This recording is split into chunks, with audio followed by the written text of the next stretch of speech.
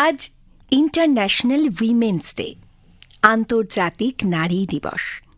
আর আমরা আজকের এই সুন্দর মুহূর্তে স্টুডিওতে অন্তরঙ্গ আলোচনায় পেয়ে গেছি আন্তর্জাতিক খ্যাতির সম্পন্ন পরিচালক ইন্দিরা ধরকে।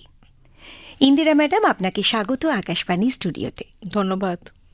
আচ্ছা, প্রথমেই বলি, আজকে যেহেতু একটি special day, international women's day, আপনার কাছে নারী দিবস ঠিক কীরকম? যে কোনো একটা দিনের মতন আমি বলবো, কারণ আমরা যেমন সংসার সামলাই, সন্তান সামলাই, কাজ সামলাই, আমাদের জন্য কোনো স্পেশাল দিন শুধু একদিন হতে পারে না, আমাদের দিন রোজ। ঠিক এত সুন্দর কথার সঙ্গেই শুরু করলাম আমাদের অন্তরঙ্গ আলোচনা। আর এই আলোচনাতে প্রথমেই যার সঙ্গে আমরা কথা বললাম, ইন্দিরা ম্যাডাম। আমার আর নতুন করে ইন্দিরার সঙ্গে পরিচয় করানোর সত্যি কিছু নেই। এতদিনে সবাই ওনাকে চিনে গেছেন অস্কার নমিনেটেড ছবি পুতুলের পরিচালক হিসেবে। তাই আজকের এই বিশেষ দিনে বিশেষ করে ওনাকে পাওয়াটা আমাদের সকলের কাছে অত্যন্ত আনন্দের। প্রথমেই শুরু করি একটা অন্যরকম প্রশ্ন দিয়ে। অস্কারে পুতুল নমিনেটেড হয়েছে, খবরটা শোনার পর প্রথম অনুভূতি কীরকম হয়েছিল ইন্দিরার?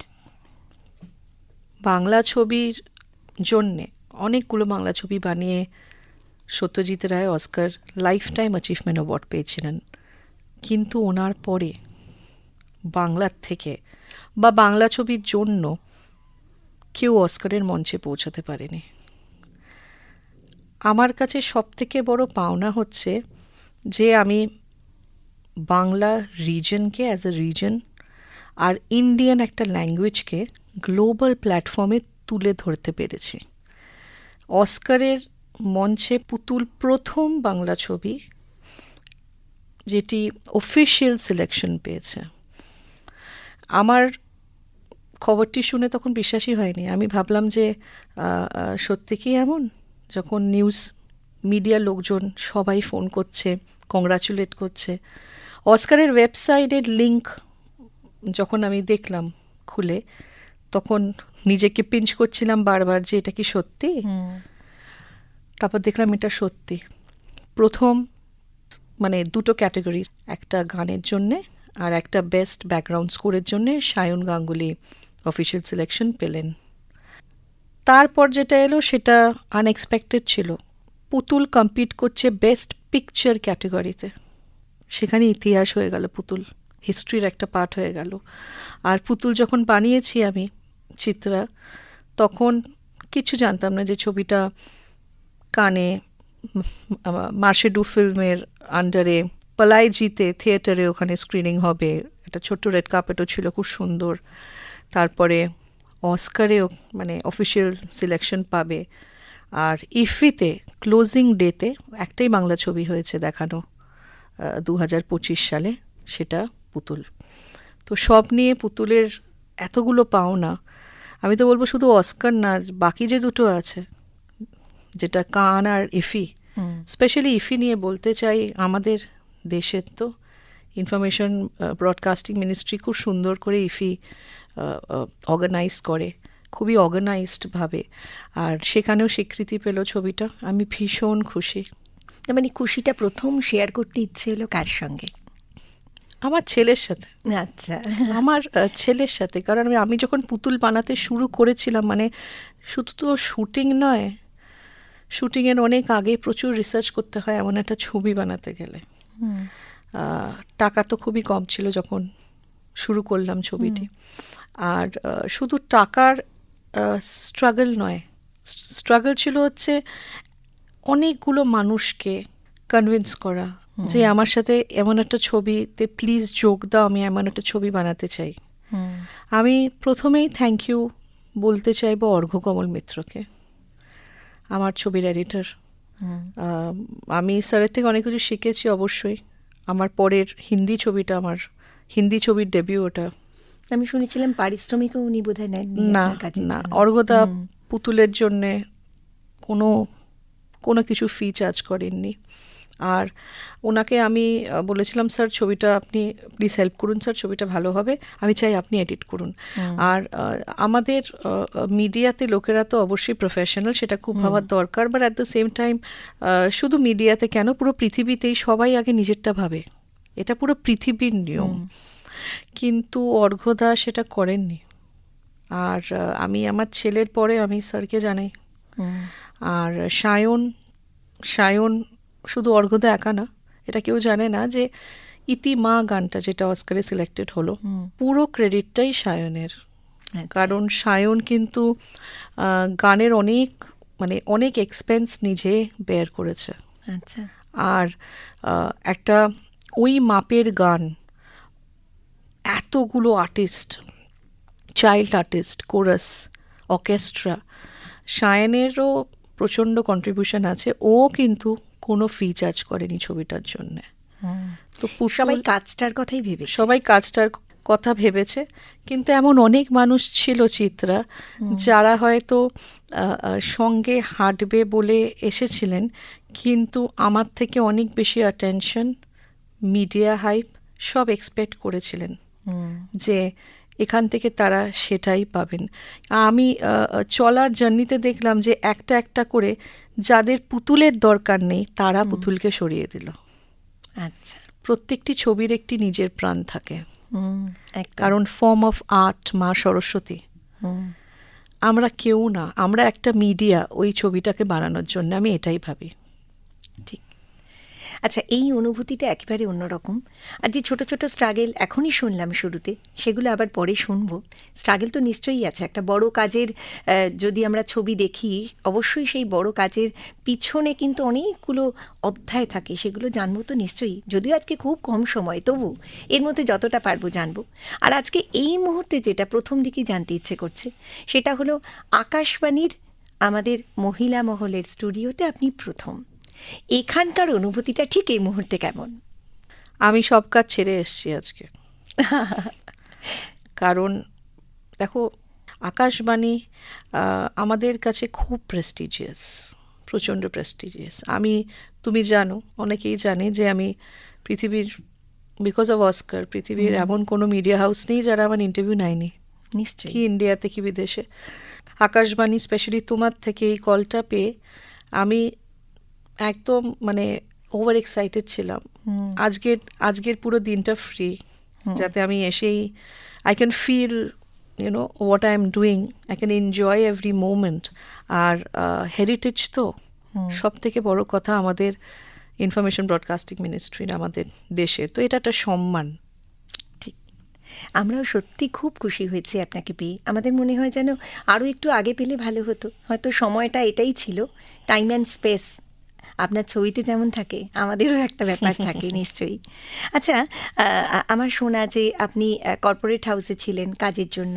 সেই কাজের জগৎ থেকে, একেবারে যান্ত্রিক জগৎ থেকে এই ছবির জগৎ, এই যে ব্যাক টু নেচার বলা যায়, আমি নেচার এই কারণে বলছি কারণ মানুষের নেচার, এই আশাটা কেন বা কিভাবে? বরাবর ছবি বানাতে চেয়েছিলাম। আচ্ছা। বরাবর। কিন্তু যেহেতু ফ্যামিলিতে বা চেনাশোনা কেউ এমন ছিল না যে গাইড করতে পারবে, খুব অল্প বয়স থেকে আমি স্কুলেই শেক্সপিয়ারের প্লে করি, তারপরে বিভিন্ন জায়গায় ইংলিশ প্লে করতে শুরু করি, স্ক্রিপ্টস লিখতে শুরু করি, স্কিটস করতে শুরু করি। আমি লিখতাম খুব ভালো। এখনও লোকেরা বলে, যারা আমাকে চেনে, যে আমার স্ক্রিপ্টটাই আসল। আচ্ছা। ডিরেকশন ডেফিনেটলি, যারা ছবি আমার পুতুল যারা যারা দেখেছে, ওয়েভস ওটিটিতে পুতুল আসছে, এখন রিলিজ করতে যাচ্ছে, ওটা আমাদের ইনফরমেশন ব্রডকাস্টিং মিনিস্ট্রির। আর পুতুল মার্চ মাসে আমরা অ্যানাউন্সমেন্ট করব ডেটটা। পুতুল ওখানে রিলিজ করবে, সবাই ফ্রিতে দেখতে পারবে ছবিটা। আর কেন এটা আমি বললাম, সেটা হচ্ছে, জানো তো, এমন অনেকে আছে যারা ছবি বানাতে চায় কিন্তু পারে না। ওয়েভসে দেওয়ার কারণই হচ্ছে যে ওয়েভস হচ্ছে একটা ফ্রি ওটিটি, জাস্ট ডাউনলোড করে তুমি ছবি দেখো। এমনও তো অনেকে আছে যারা খুব এক্সপেন্সিভ একটা সাবস্ক্রিপশন দিয়ে ছবি হয়তো দেখতে পারবে না। অস্কারের অফিসিয়ালি সিলেক্টেড ছবি সবার দেখার রাইট আছে। একদম এই কথাটাতে সেটার জন্য ছবিটা দেয়া। সত্যি সত্যি এই জায়গাটাকে আমি একটুখানি হাইলাইট করতে চাই, যারা ছবি নির্মাতা, যারা ছবি প্রযোজনা করেন তাদের জন্য, যে দিনে দিনে ছবি যেন মাল্টিপ্লেক্সে চলে যাওয়ার পর অত্যন্ত মূল্যবান হয়ে যাচ্ছে, যেখানে আমাদের সাধারণ মানুষ ছবির কাছাকাছি পৌঁছতে পারছে না। যে জায়গাটা আপনি ভেবেছেন, এটা ভাবতে হয়েছে, পরিস্থিতির জন্যই হয়তো ভাবতে হয়েছে, তাই না? তো এই ভাবনাটা থেকে কি আপনার এই ছবির জগতে পুরোপুরি আসা, যে আমি নিজের মতো করে কিছু করব? কর্পোরেটে যখন চাকরি করতাম তখন আমি, দেখো, ছবির সঙ্গে তো সবসময় যুক্ত আমরা থাকি, কারণ আমরা ভারতীয়, আমরা প্রচণ্ড যেমন ক্রিকেট ভালোবাসি তেমন সিনেমা ভালোবাসি। কিন্তু তখন আমার কর্পোরেট ছেড়ে পুরো মুভ করার মেন কারণটাই হচ্ছে যে আমি যখন আমার ছেলে জন্মালো তখন আমি ভাবলাম যে যদি আমি নিজে আমার স্বপ্ন পূরণ না করতে পারি তাহলে ওর স্বপ্ন আমি কেমন করে সাপোর্ট করব। বাহ। আমি নিজে আগে সাহস করি, দেখি পারি নাকি।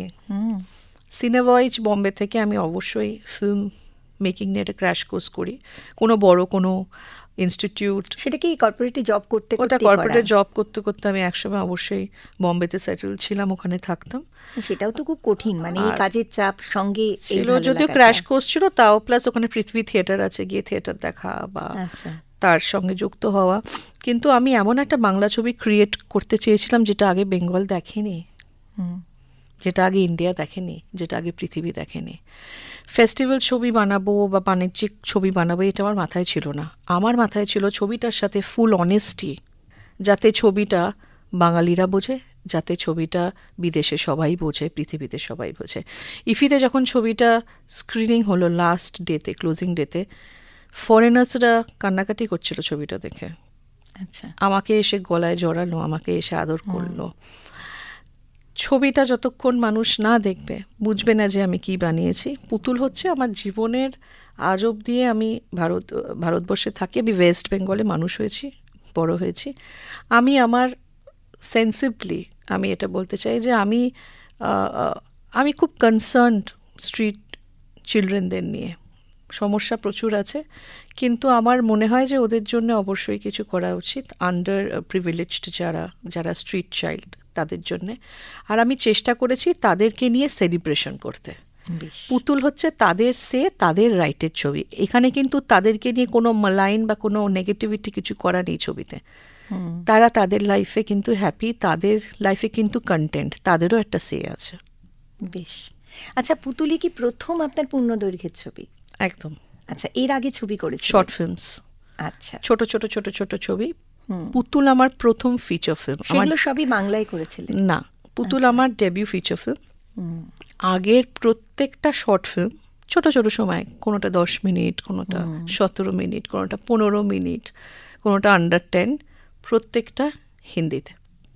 আচ্ছা, এই ব্যাপারটা কেমন যে প্রথম পূর্ণদৈর্ঘ্যের ছবি এবং সেটাই অস্কারে মনোনীত, মানে সত্যি গায়ে কাঁটা দেওয়ার মতন, তাই না? এই অনুভূতিটা আমাদেরও ভাবলে ভালো লাগছে যে এই রকম ছবি নির্মাতা এতদিন কর্পোরেট হাউসে ছিলেন, মানে তাকে আমরা আরও আগে কেন পেলাম না, এটা এখন এই মুহূর্তে দাঁড়িয়েও খুব আফসোস হচ্ছে।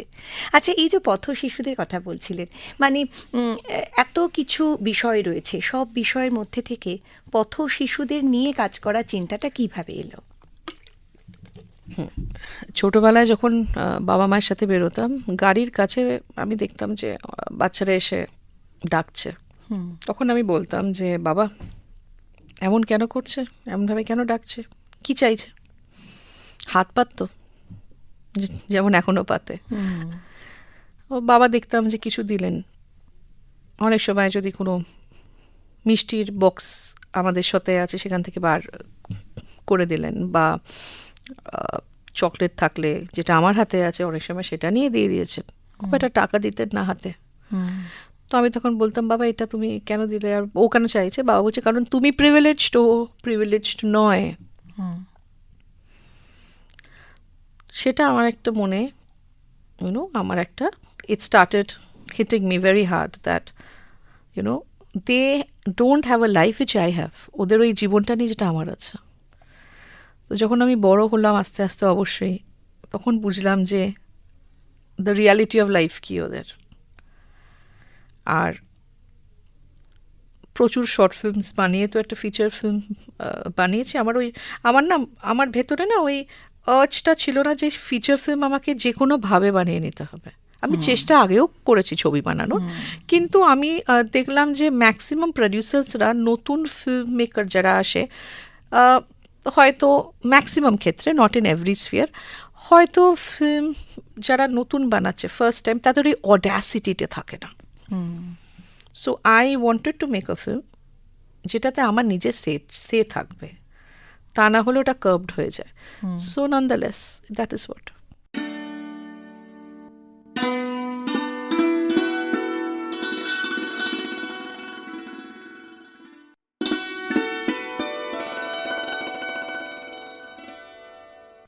আচ্ছা, এবার একটা জিনিস মনে হচ্ছে, এটা কিন্তু একেবারেই উইমেন্স ডে বলে আলোচনা করছি তা নয়। পুতুল কেন, মানে স্ট্রিট চিলড্রেনদের কথা বলতে গিয়ে আপনার কি কোথাও মনে হয়েছে যে মেয়েরা বোধহয় এই স্ট্রিট চিলড্রেনদের মধ্যে বেশি কষ্ট পায় বা তাদের লড়াইটা বেশি কঠিন? এই মেয়েদের লড়াই ডেফিনেটলি বেশি কঠিন। দেখো, আমি জেন্ডার ইকুয়ালিটিতে বিশ্বাস করি। I have a son of 7-year-old, 7 বছরের একটা বাচ্চা আছে আমার ছেলে। কিন্তু আমি এটাই ওকে শেখাই যে বাবা, কখনো কোনো মহিলাকে বড় হয়ে, যে কোনো বিএট অ্যাট ইউর ওয়ার্ক প্লেস, বাড়িতে হোক, কখনো তুমি ডিসরেসপেক্ট করবে না। অ্যাজ এ উমেন আমি ওকে কি শিক্ষা দিচ্ছি, আমি ফিউচার কি তৈরি করছি, দ্যাট ইজ ভেরি ইম্পর্ট্যান্ট। মেয়েদের স্ট্রাগলটা তখনই কমবে যদি আমরা মেয়েরা এগিয়ে আসি। আমরা কিন্তু মেয়েরাই মেয়েদের বড় শত্রু। মেয়ে বিয়ে করে নতুন এলো, তার তাকেও অনেক কিছু ফেস করতে হয়। কেন ফেস করতে হবে? সে একটা নতুন কাজ করলো, আমাকেও ফেস করতে হয়েছে। আমি যখন পুতুল বানালাম তখন আমাকেও অনেক ব্যাকল্যাশ ফেস করতে হয়েছে, কম্পিটিশন ফেস করতে হয়েছে। কম্পিটিশন ঠিক আছে if it is healthy, criticism আমি মেয়ে বলে আমি ফাইট করতে পারবো না, কিন্তু আমি যদি ছেলে হই, আই ক্যান ডু এনিথিং, সেই দিন আর নেই। আর এটাই সবাইকে বুঝতে হবে, দ্যাট এখন কিন্তু one complete man will demand gender equality, a complete woman will also demand gender equality. কেউ কারুকে ছোট করবে না। আচ্ছা, এই যে স্ট্রাগলের কথা হচ্ছিল যে সকলের মধ্যে মেয়েদের স্ট্রাগলটা একটু বেশি থাকে। আচ্ছা, ইন্দিরার জীবনে এই যে ইন্দিরা হয়ে ওঠা, ইন্দিরা ধর হয়ে ওঠা, পরিচালক হয়ে ওঠা, এখানে কি স্ট্রাগলটা অনেকটা বেশি ছিল? সেটা পারিবারিক বা কাজের জগতে সেটা কতটা ছিল? চিত্রা, আমার ছবি অনেক হল পায়নি।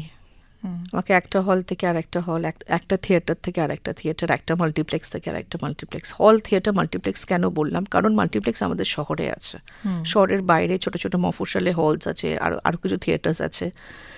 স্ট্রাগল ডেফিনেটলি দেখেছি। এইরকম একটা ভালো মানের ছবিও হল পাচ্ছে না, তার অনেক কারণ আছে, আমি তাতে ঢুকতে চাইছি না। কিন্তু আমি তখন একটাই কথা একটা ইন্টারভিউতে বলেছিলাম যে আমি হলের জন্য লড়বো, আমি কাঁদবো না। আমি বলবো না আমার ছবির পাশে দাঁড়াও, না, আমার ছবিটা যদি ভালো হয় সে তার নিজের জায়গা করে নেবে। কিন্তু স্ট্রাগল বলতে গেলে, দেখো, পারিবারিক স্ট্রাগলের থেকে বেশি আমার এটাই মনে হয় যে the world is a good place, a nice place, but at the same time this world is not equal to everybody. না, নিজেদেরকে প্রুফ করতে আমরা ডেফিনেটলি তখনই পারবো যখন আমাদের এই স্পেসটা দেওয়া হবে। আমি সেই স্পেসটা পাইনি, কিন্তু আমি কাঁদিনি, আমি ভাঙিনি, আমি আমার পথটা চলে গেছে। সোশ্যাল মিডিয়া নেগেটিভ কোনো পোস্টই দেখতে পারবে না। অস্কারে অফিসিয়াল সিলেকশন হওয়ার পরেও আমি অনেক কিছু দেখলাম, শুনলাম, বুঝলাম, কিন্তু তারপরে আমি দেখলাম যে স্বীকৃতি তো পাচ্ছি এত বড় জায়গার থেকে। তারপরে কান আর ইফি তো আছেই। সো আমি এদের নয় উত্তর নাই দিলাম, আর আমি উত্তর দিয়েও নেই। So silence is at Times dignity. ঠিক। আচ্ছা, এই যে স্ট্রাগল, পারিবারিক লড়াই মেয়েদের করতে হয়, যদি না করতে হতো তাহলে হয়তো এই উইমেন্স ডেটা এইভাবে আমাদের পালন করে বারবার মেয়েদের পিছিয়ে যাওয়া বা এগিয়ে না আসতে পারা সমস্যাগুলো আলোচনাই করতে হতো না। হয়তো এমন একটা দিন আসবে যেদিন আমরা সত্যি মেয়েদের স্ট্রাগলের কথার আলোচনা করব না, কারণ মেয়েরা অনেকটা এগিয়ে যাবে। পারিবারিকভাবে যে স্ট্রাগলগুলো এখনও গ্রাম বাংলার বুকে মেয়েদের জন্য একেবারে জন্ম থেকে তৈরি থাকে, আপনার ক্ষেত্রে কি এরকম কোন কোনো সমস্যা কখনো হয়েছে পারিবারিক ক্ষেত্রে, যেটা আপনাকে বলেছে যে মেয়েদের জন্য একটু প্রতিবাদ করা দরকার, সামনে এগোনো দরকার? বাবা আর মা খুব ভালোবেসে মানুষ অবশ্যই করেছেন। আর ওরা দুজনেই, আমি বলবো যে ওরা খুব এন্টারপ্রাইজিং, বাবা মা। দাদা আছে বড়, আমি ছোট বাড়ির। ডেফিনেটলি একটা সামাজিক প্রেশার থাকে যে মেয়েদের জন্য এই করা উচিত, যেটা আমাকে ফ্যামিলি দিক থেকে, বাবা মায়ের দিক থেকে ফেস না করতে হোক, এক্সটেন্ডেড ফ্যামিলির দিক থেকে ছোটবেলা থেকে ওই প্রেশারটা হয় যে আচ্ছা তুই তোর মেয়েকে এই এই করতে দিচ্ছিস, কেন করতে দিচ্ছিস, পোকিং যেটা বলে সেটা হয়েছে। মানে মেয়েদের এক্সপোজারটা ছোটবেলা থেকেই কম করে রাখা হয়, যে কারণে তাদের জানার জায়গাটাও। আমার মা খুব প্রোগ্রেসিভ একজন মানুষ, আমার মা এতটাই প্রোগ্রেসিভ যে আমি যদি আজকে যাই করি না কেন, যাই কাজ করছি বা আমার ট্যালেন্ট আছে লোকেরা বলে হোয়াট এভার, সো আমার মায়ের এখানে অনেক অবদান আছে। মেয়েদের তো শুধু বাবা মায়ের বাড়ি নয়, শ্বশুর বাড়িও একটা বড় জায়গা। তো আমি বলবো যে I am very open about my life. তো আমি অবশ্যই একজন ডিভোর্সড মহিলা, আর কিন্তু আমি আমার এক্স হাজব্যান্ডকে খুব রেসপেক্ট করি, ও আমায় খুব রেসপেক্ট করে।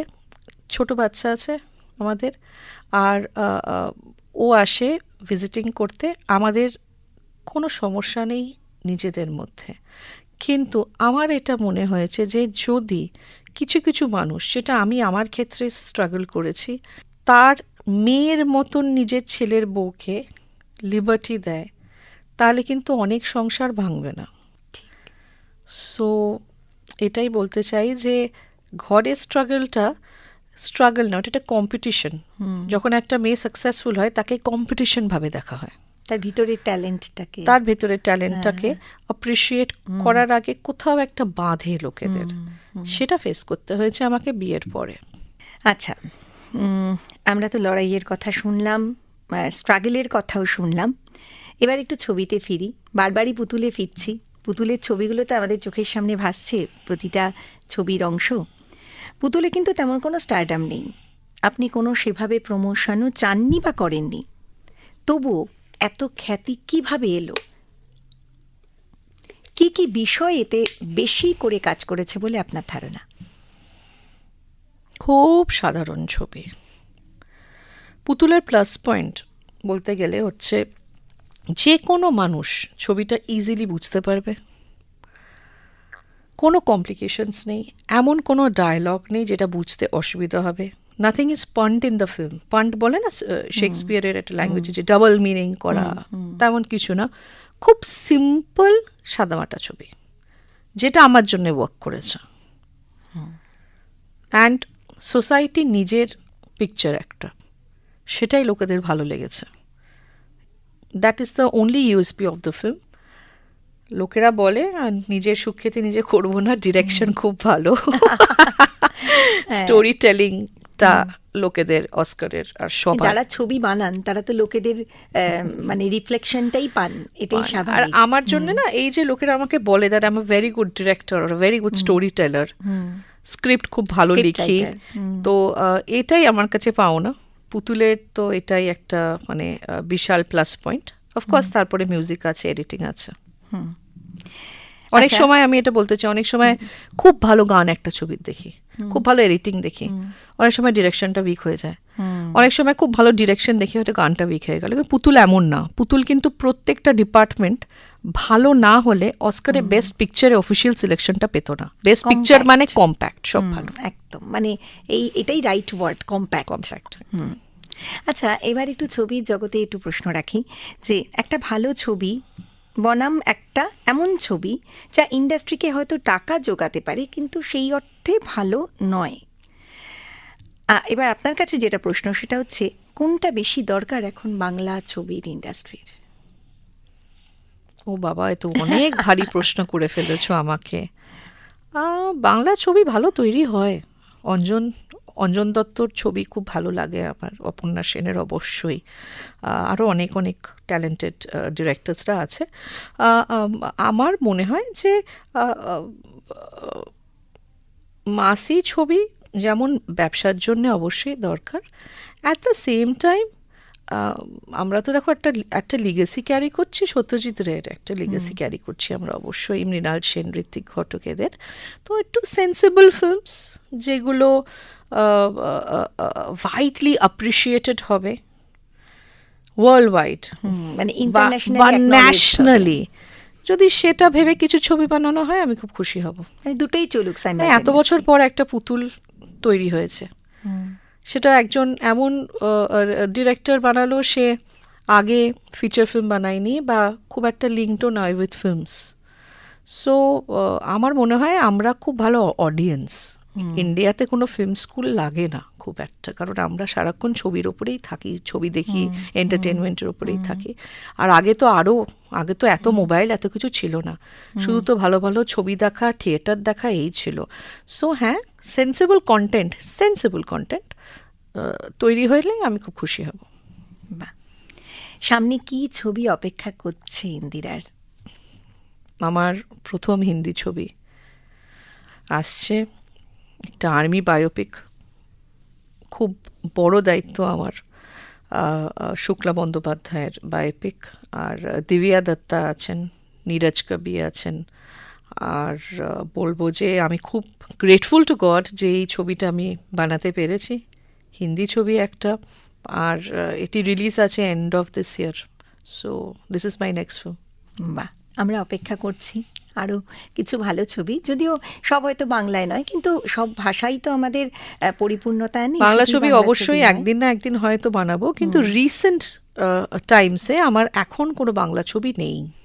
এখন পুতুলই থাক, এখন বাংলা পুতুল ছবি। থাক, পুতুলের আমরা তো পুতুল রেশ নিয়ে। কাটিয়ে উঠতে পারিনি, আর একটু সময় নিয়ে হবে। আর আমি চাইবো সবাই ওয়েভসে পুতুল দেখুক, ওয়েভস ও ওটিটিতে পুতুল দেখুক। আর সবাই ছবিটা অস্কারের ছবি, অস্কারের অফিসিয়ালি সিলেক্টেড ফিল্ম, সবাই এনজয় করুক। নিশ্চয়ই। পরিচালকের ভিড়ে মহিলা পরিচালক এত কম আসছেন কেন? আসছেন, সাস্টেন করতে পারছেন না। আচ্ছা, আসছেন, সাস্টেন করতে পারছেন না। দেখো, সেটার জন্য আপনি যদি কিছু টিপস দেন বা সাজেশন। কম্পিটিশন করার দরকার নেই কারোর সাথে, যে আমি এতগুলো ছবি দুম করে বানিয়ে ফেলবো, আমাকে 3-4 করে ছবি, ফ্যাক্টরি মেক ছবি আমাকে করতেই হবে। একটা প্রোডাকশন ইউনিট তৈরি করে নিলাম, সেখান থেকে আমার 3টে ছবি পার ইয়ার করতেই হবে। Don't do that. মহিলা বলে বা অন্য কোনো জেন্ডার বলে নয়, for any gender for that matter, sensible ছবি বানাও। Don't rush with the number of films. Quality of films are very important. আমি একজনের নাম নিচ্ছি, শেখর কাপুর। শেখর কাপুর কিন্তু খুব হ্যান্ডফুল ফিল্মস বানিয়েছেন, কিন্তু বানিয়েছেন প্রত্যেকটা মাস্টারপিস। মিস্টার ইন্ডিয়া, এলিজাবেথ যেটা অস্কারে গেছিল, আরও অনেক। তো উনি কিন্তু কোয়ান্টিটিতে বিশ্বাস করেননি, উনি কিন্তু কোয়ালিটিতে বিশ্বাস করেছেন। আমিও সেম স্কুলের, শ্যাম বেনেগল, উনিও কিন্তু কোয়ান্টিটিতে বিশ্বাস করেননি, উনি কোয়ালিটিতে বিশ্বাস করেছেন। সো আমার মতে একটা ছবিকে নিয়ে থাকো কিছুদিন, ছোটাছুটি বেশি করে 2, 3, 4 ছবি বানিয়ে ফেললাম হট করে in a span of 1 year 2 years, don't do that. আর প্লিজ লড়াইটা ছেড়ো না। অসুবিধা আসবেই, আসতে বাধ্য, সমাজটাই তেমন।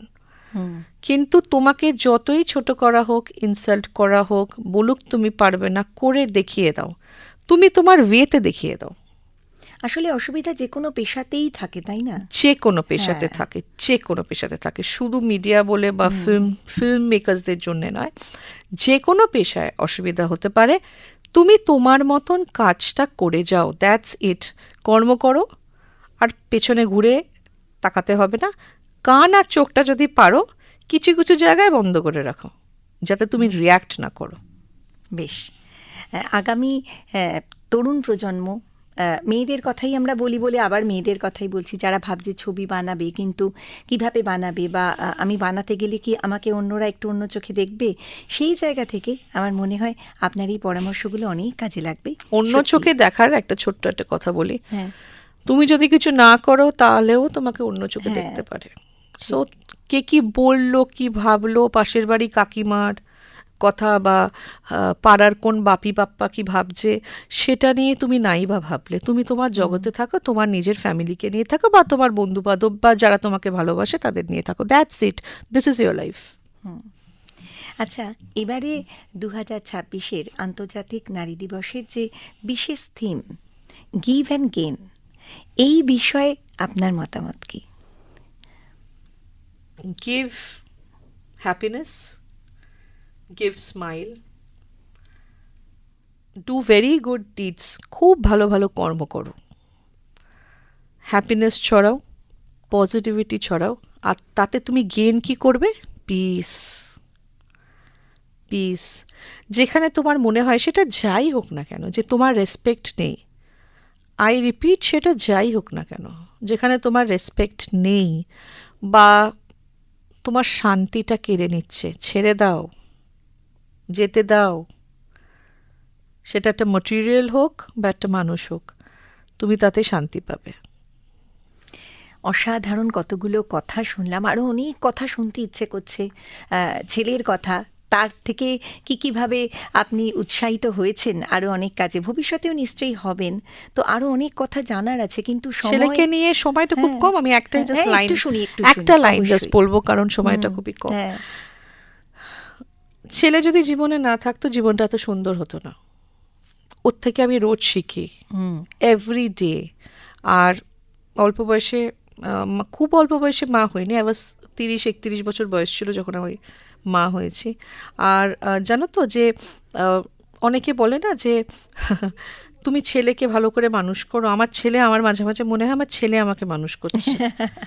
এতটা একটা বাচ্চার থেকে অনেক কিছু শেখার থাকে চিত্রা, এত ইজিলি ফরগিভ অ্যান্ড ফরগেট করে একটা বাচ্চা। আমি আমার ছেলের থেকে ইজিলি ফরগিভ আর ফরগেট, ছোট ছোট জিনিসে হ্যাপি হওয়া, অনেক কিছু শেখার আছে। আর আমার ছেলে আমার প্রত্যেকটা ছবিতে আছে, এकोज অফ ভ্যালর যেটা আমার হিন্দি ছবি, তাতেও একটা সিনে আছে, পুতুলেও একটা ছোট একটা ক্যামিও করেছে। তো ছেলে আমার অবশ্যই অসম্ভব ট্যালেন্টেড, যেমন পেন্টিং করে, তেমন খুব ভালো কনভারসেশন করতে পারে, খুবই ছোট 7 বছর বয়স, তেমন কনভারসেশনও খুব ভালো করতে পারে, আর অভিনয় করতে পারে, আর খুব ভালো পড়াশোনাতেও। বাহ, এখন আমার মনে হচ্ছে শুরুতেই ছেলের কথাটা জানলে ভালো হতো, কারণ প্রতিটা ছবির সঙ্গেই তো ছেলে জড়িয়ে, ছেলে যুক্ত আমার সাথে সেটে যায়, বসে বসে যতটা ওর সম্ভব সিনস গুলোকে বলি একটু ডিভাইড করো, তো দেখি যাতে একটু এঙ্গেজ রাখতে পারি।